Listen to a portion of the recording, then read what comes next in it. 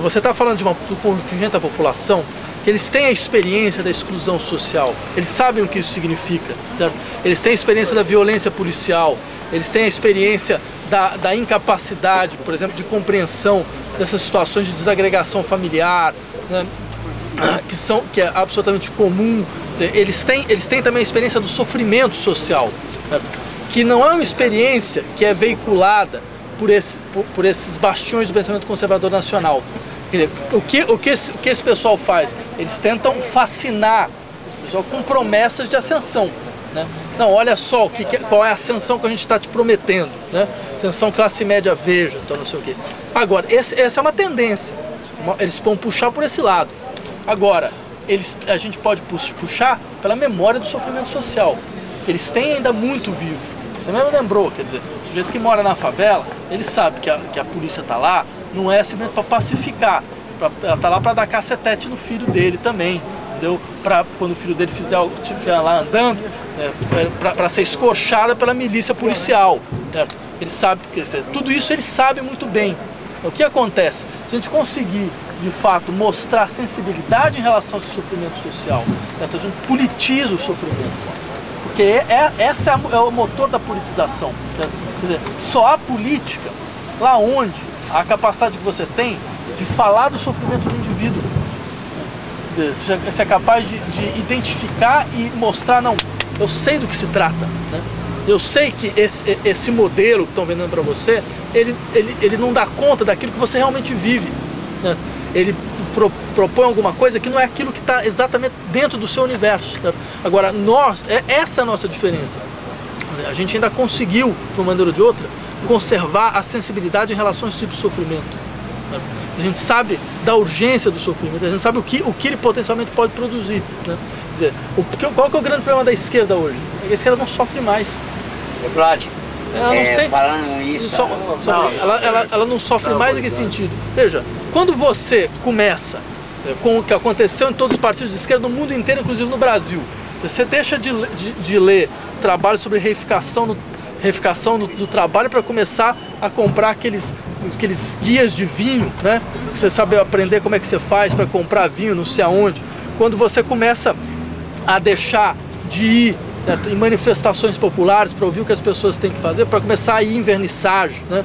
onde o acionista você começa a encontrar acionista de banco, você deixa de saber como as pessoas andam, né, de ônibus no meio da cidade para começar a andar de jato particular. Quando você modifica completamente, certo, a sua forma de vida, você já não consegue mais sentir nada. Para você é tudo completamente abstrato. E foi isso que aconteceu com uma grande parcela da esquerda mundial, com uma grande parcela do mundo sindical, certo? Quer dizer, não só no Brasil, mas no mundo, que foi se transformando em acionistas de fundos de pensão, entendeu? Então, quer dizer, você começa a subir, a primeira coisa que você faz é esquecer a pressão do sofrimento que você sentia, né? Só que, de uma certa maneira, o que a gente insiste? Hoje, esse sofrimento tem forte força de mobilização política. É aí que se faz política. Enquanto vocês conseguirem sentir isso que você sente, certo? Você vai conseguir falar com essas pessoas, certo? Quer dizer, quando você perder, você não consegue mais. Então essa é uma das nossas forças. A gente ainda consegue sentir. Eu tenho uma amiga que esteve no Egito 2 meses antes da Passa Tahrir. É uma universitária, estava lá na Universidade do Cairo. Ela perguntou se era possível acontecer alguma coisa lá. A resposta que eles deram foi basicamente a questão que você colocou. Ó, a massa está pauperizada, mas os caras trabalham 12 horas por dia, eles não conseguem mais sequer pensar. Eles têm tantos problemas imediatos para resolver que eles não conseguem imaginar o que é uma ação política possível. A classe média está cansada. Os caras querem ou sobreviver ou caírem fora do Egito. 2 meses depois, o governo caiu. Ou seja, o que isso nos ensina? Que existe uma coisa que se chama o impredicável no interior da política. Acontecimentos ocorrem dessa forma. Ninguém esperava, ninguém podia dar uma explicação Agora todo mundo pode dar uma explicação. A posteriori, o negócio aconteceu, você vai falar, mas é claro, porque tinha isso. Mas antes, ninguém passou pela cabeça, você não viu uma análise em nenhum lugar do mundo dizendo existe uma revolução iminente no Egito. Nenhuma. Todos podiam te dar a explicação mais forte, a mais clara possível, de que era impossível, completamente impossível. E no entanto aconteceu. Está acontecendo, 9 meses. Mas veja, mas esse aqui é o dado importante, ou seja, os processos históricos funcionam dessa maneira. Eles funcionam de maneira larvar, ou seja, você não vê, você não está vendo. Agora a gente está aqui, mas a gente não está vendo o que está acontecendo por trás. Chega um momento que a coisa estoura, aí depois você vai ver. Mas só quando isso estoura. Quer dizer, essa é uma questão que me parece bastante importante, que é mais ou menos o seguinte: quando você está disposto a agir politicamente, você tem que acreditar, você tem que entender que existe aquilo que você intencionalmente tenta produzir. Você pode produzir uma série de coisas, mas existe também aquilo que é da ordem do irredutivelmente opaco. Tem coisas que você não vai enxergar. Você vai enxergar só quando acontecer. Quantas revoluções pareciam estar assim, às margens, todas as condições estavam dadas e não ocorreram. Agora, quantas vezes não tinha condição nenhuma? Ninguém era capaz de falar, não, isso aqui... Desde a queda do Muro de Berlim, ninguém nunca previu nada, e no entanto as coisas ocorrem. Por quê? Porque é assim que os processos acontecem. Então, a última coisa que vocês podem, de fato, fazer é transformar esse desencanto em desespero. Transformar essa insatisfação, que é o que move, que é aquilo que vocês têm de mais real, que é aquilo que vocês não podem perder em hipótese alguma, transformar essa insatisfação em desespero. Porque tem uma escritora da Alemanha Oriental que dizia mais ou menos o seguinte, chama Christa Wolf: nós não estamos preparados nem para que os milagres aconteçam. Corre o risco de milagre acontecer e você nem perceber. O negócio passa na sua frente e você nem percebeu. Por quê? Porque o que se pede é atenção. Atenção em relação a essas mobilizações que ocorrem de uma maneira.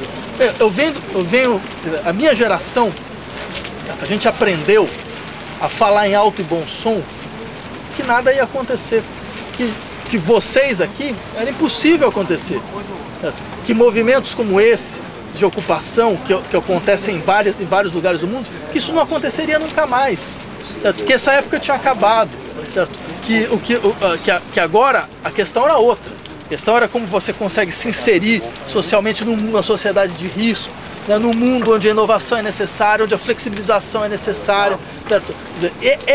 Esse era o discurso. E, no entanto, isso ocorreu mais uma vez. E vai ocorrer mais vezes. Certo? Quer dizer, isso significa... São essas pessoas, hoje, que elas fazem duas coisas. Ou elas estão na imprensa falando que nada disso é possível, ou elas foram as pessoas que produziram, em última instância, a crise que a gente está vivendo hoje. Eu vou, só uma sugestão, vou chamar o professor Christian, que ele também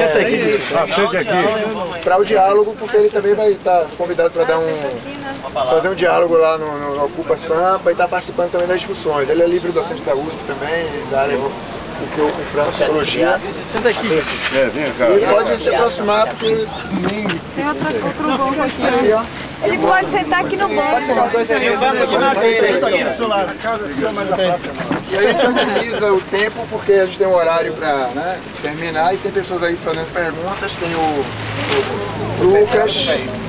Quem mais estava escrito aí? Raul e Sereno. Então vamos lá. Acho que... As massas críticas nada mais são do que festas ambulantes, ponto final.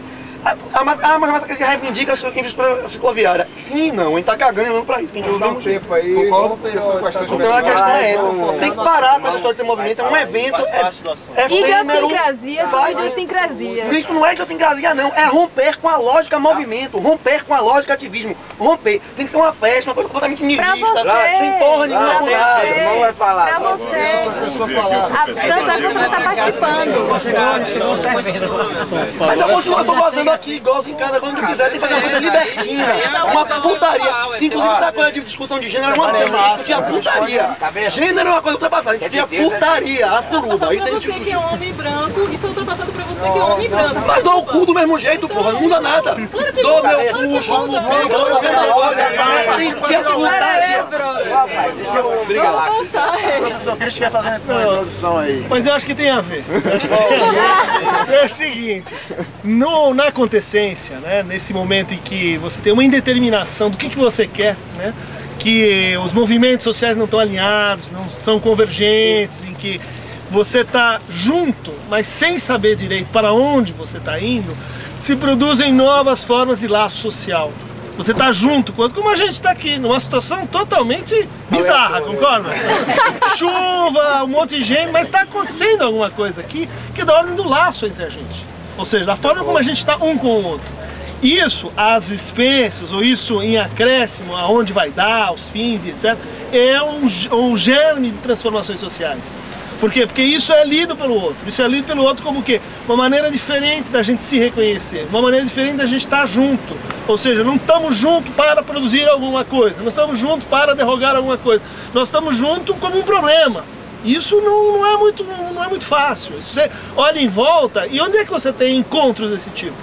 Que não estão agenciados, que não estão instrumentalizados para aumentar a capacidade de gozo. Aqui tem uma organização em torno do carnaval, que é agenciamento de gozo. Todo mundo vai fazer exatamente a mesma coisa, chupar o pinto na mesma hora, dar o cu na mesma hora e assim por diante. Ou seja, a ideia de que há uma potência, vamos dizer, indeterminada nos laços sociais que envolve esse movimento, ela é muito forte, ela tem que ser reconhecida. É menos importante, vamos dizer assim, quais são as bandeiras, quais são os partidos, do que está havendo uma nova forma de laço social em torno do mal-estar. Ou seja, você não consegue nomear exatamente qual é o problema, mas há um mal-estar. Que não fica no queixume. Exatamente, que não vem a palavra, que não tem nome. Que justamente o processo é encontrar alguma nomeação para isso. Né? Mas vamos circular a palavra aí, tem perguntas? Com certeza vocês... Não, é que vocês acreditam de uma certa maneira que desse mal-estar é desse mal-estar que nasce as verdadeiras construções, a verdadeira criatividade política, a verdadeira criatividade social. Esse é um dado interessante, que é isso que foi o que constituiu esse tipo de laço.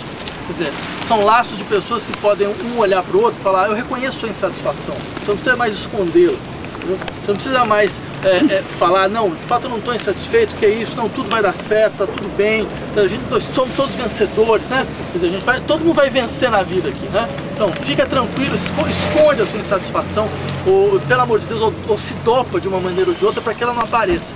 Quer dizer, vocês, ao contrário, constrói-se um outro tipo de laço. Que é um laço, não, de fato nós estamos insatisfeitos, né? De fato nós não acreditamos no futuro, existe algum problema em relação ao futuro. Né? Então, exato, mas essa questão é interessante. Quer dizer, é deselegante, por quê? Porque isso é, no fundo, a verdadeira mola das transformações políticas. A dor de cabeça, né? Se não tiver dor de cabeça, você não procura remédio. Não tiver alegria, né? Não tiver dor de cabeça, no fundo a dor de cabeça acaba sendo o motor da mudança, né? Então, seu problema é fundamental. É a ideologia punk, né? O que faz. A gente não sabe o que está acontecendo, a gente sabe que a gente está sofrendo. Vamos fazer barulho, vamos criar problema até que alguma coisa se resolva. Aí você vê que até em fila de banco, quem reclama, quem faz é atendido, isolam e atendem. O resto acha, pô, que pessoa mal educada. A pessoa foi atendida. Você que não está sendo educado com você, porque aceita ficar na fila. Então eu acho que a gente tem que começar a ser dor de cabeça cada vez mais. Isso é verdade. Eu acho que uma coisa é um dos principais benefícios que eu vejo desse movimento. Eu também não tenho uma mínima ideia de onde ele vai dar e vejo que as propostas são diferentes, apesar de eu entender também que normalmente tem alguma inquietação, algum mote comum que consegue unir a sociedade em torno disso. Mas eu acho que a grande questão é essa reconstrução do tecido social, que eu acho que foi uma coisa que estava se perdendo, especialmente, por exemplo, em Salvador. Em Salvador você não tem espaços públicos de convivência. Normalmente quando você tem é um shopping center, que não é um espaço público, que normalmente você não está lá para conviver. Você tem que estar lá consumindo. Então quando a gente pega e a gente ocupa uma praça que é semi-pública, e fica nas condições mais adversas e começa a olhar o outro e começa a parar para conversar, a gente volta a se reconhecer. Há muito tempo a gente já não se reconhece. A gente para falar com estranhos. A gente reduz o que é o nosso espaço pessoal e fica coladinho com uma pessoa que a gente nunca viu na vida. A gente dorme com estranhos. A gente dorme com estranhos, a gente ri, a gente fala palavrão, a gente discute, a gente volta, a gente tenta entrar em acordos e percebe que a gente precisa ceder para a gente conviver, e eu acho que assim a gente pode reconstruir uma sociedade. Porque se a gente não é capaz de olhar para o outro, mesmo que não seja um outro que a gente conhece, e perceber que aquele outro tem problemas, tem inquietações, e é uma pessoa tão pessoa quanto a gente não consegue, não é sociedade. É um mar de indivíduos, e aí a gente não tem pautas comuns. Então eu acho que essa é a principal coisa que é o grande tchan desse momento todo que está acontecendo no mundo. Então, mas olha, talvez uma coisa importante é, quando você fala, bem, a gente não sabe para onde a gente vai, né? Talvez seja o caso de simplesmente lembrar o seguinte: os maiores acontecimentos da história foram feitos por pessoas que não sabiam para onde estavam indo. Quer dizer, você acha que a Revolução Francesa foi feita por pessoas que sabiam o que ia dar? Acha que as grandes revoluções mundiais elas foram feitas muitas vezes por questões extremamente pragmáticas, aparentemente pequenas. No entanto, eles colocaram em marcha um movimento que os ultrapassava. Essa é a grande característica dos sujeitos históricos. Você não sabe o que você está fazendo, né? Mas o fato é que, porque você está colocando alguma coisa que é maior do que a sua própria intencionalidade. No entanto, num dado momento, você se reconhece numa série de gestos que vão habitando o seu próprio gesto, né? Isso vai impulsionando o processo para frente. Lembra disso? Quer dizer, ninguém sabe por onde está indo em situação nenhuma, né? Quer dizer, mas o fato de que você sabe, eu não tenho mais condição de ficar aqui, essa sempre foi a única proposição necessária para que fatos históricos ocorressem. A massa que fez a Revolução Russa não tinha nem ideia do que estava acontecendo, não sabia nem por onde estava indo. No entanto, ele sabia uma coisa: aqui não dá mais para ficar. Quer dizer, quando isso acontece, o domínio do possível se alarga de uma maneira que a gente não é capaz de imaginar, né? Como é o papel do artista essas intervenções urbanas, que para mim é um dos jeitos mais rápidos de você conseguir mobilizar e levar essa politização social da parada, é a ocupação de espaços de ruas, mas não apenas fisicamente, mas que aquilo seja visto. E a obra de arte hoje, na contemporaneidade, como ela foi abstraída das mais várias formas, hoje a gente está tendo as intervenções, né? Como não intervenções, que chama? Instalações. Instalações também, com uma forma bem rápida e dinâmica de você conseguir ver isso. É nesse sentido, né, da onda. Olha, vou falar? Não, tava pensando nesse problema, né, que é um problema clássico de como é que a gente chama, né, os outros, como é que a gente forma um coletivo que aí sim seria capaz de estabelecer uma sequência de transformações, né.